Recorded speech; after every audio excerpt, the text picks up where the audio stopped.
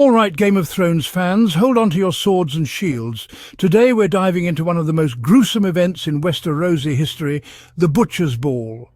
Much like the Red Wedding, the Butcher's Ball wasn't a celebration. It was a massacre.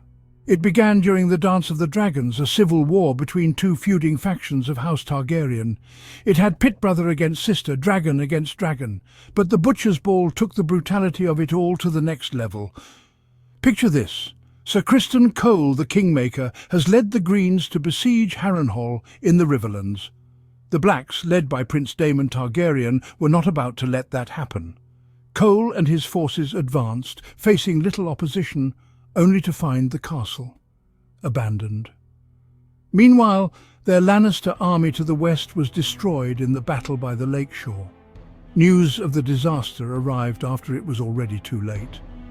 With their supplies running low, Criston decided to march south to join their allies marching through the Reach. Meanwhile, the king's brother, Aemond, who was supposed to be providing air support, had flown into a rage. He abandoned Criston, flying away to burn the Riverlands with his dragon.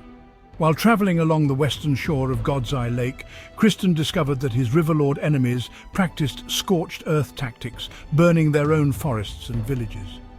Day by day they suffered diminishing supplies and guerrilla warfare until more of Criston's hosts deserted him or joined the Blacks. Soon he came across a grisly display, feasting corpses, the bodies of men who had fallen at the battle by the Lakeshore. Later at the village of Crossed Elms, Criston's forces were attacked by enemies, disguised as corpses. He lost a dozen men before realizing the ruse. While heading toward the Blackwater Rush, Criston's luck didn't improve. He led his weakened Greens into an ambush at a stony ridge south of the God's Eye.